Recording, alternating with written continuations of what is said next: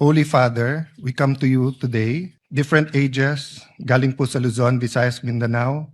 Iba-iba po ang paniniwala sa politika, sa religion, pero lahat po ay Pilipino at lahat po ay ginagalang ang pangalan mo. Sinabi niyo po sa propetang Jeremiah, sa Jeremiah 29:11, "For I know the plans I have for you, plans to prosper you and not to harm you, plans to give you hope and a future. You love us so much that you made us in your nature and likeness, giving us free will. Thus, to receive the fruits of your plans, plans to prosper us and not to harm us, plans to give us hope and a future, we must first seek your kingdom and righteousness. You call us to be faithful, Lord God. For us to be faithful both in small things and in big things. Same with the rules, Mr. President. Help us to be faithful with the Constitution, the Senate rules, the rules of impeachment. Help us to be faithful to the rules of fairness.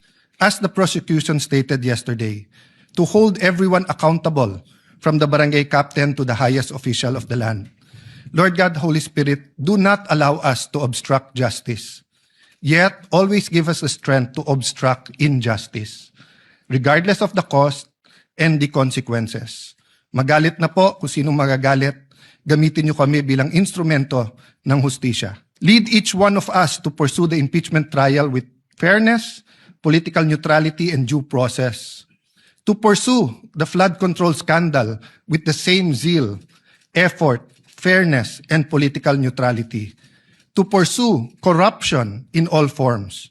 Help us build a justice system that is ideal rather than one that is weaponized and is actually an instrument of oppression and tyranny. We may disagree on many things, but let us agree in asking for your love, grace, and mercy upon the nation. We may have different visions of a prosperous Philippines, of accountability, fairness, yet may we agree in the words you put in the framers of the Philippine Constitution, which is found in the preamble.